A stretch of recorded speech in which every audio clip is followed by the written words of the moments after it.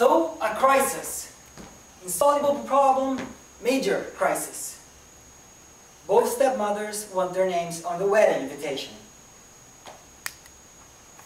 Catherine adores her stepmother, who more or less brought her up. She wants her name on the invitation. She wants it, and her stepmother is not anticipating not appearing next to Catherine's father, which is understandable since the mother is dead.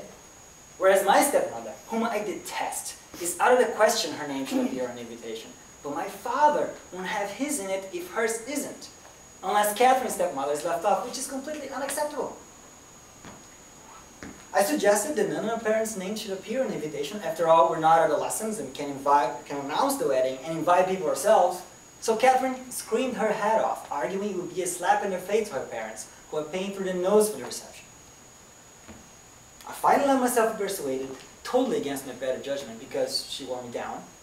I finally agreed that my stepmother, whom I detest, who's a complete bitch, will have her name on the invitation.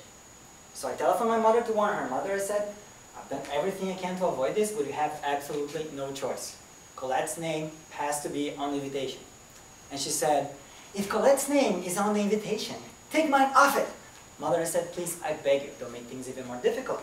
And she said, how dare you suggest that my name is left to float around the card on its own as if I was some abandoned woman, below Colette, who'll be clamped down to your father's name like a limpet. Mother, I said, I have friends waiting for me. I'm going to hang up and we'll discuss all this tomorrow after a good night's sleep.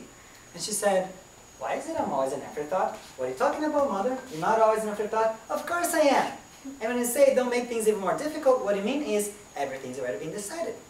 Everything's been organized without me. Everything's been cooked up behind my back. Good old Nadia, she'll agree to anything. And all this, she said, get this. In 81 events, the importance of which I'm having some trouble grasping. Mother, I have friends waiting for me. That's right. There's always something better to do. Anything's more important than I am. Goodbye. And she hung up.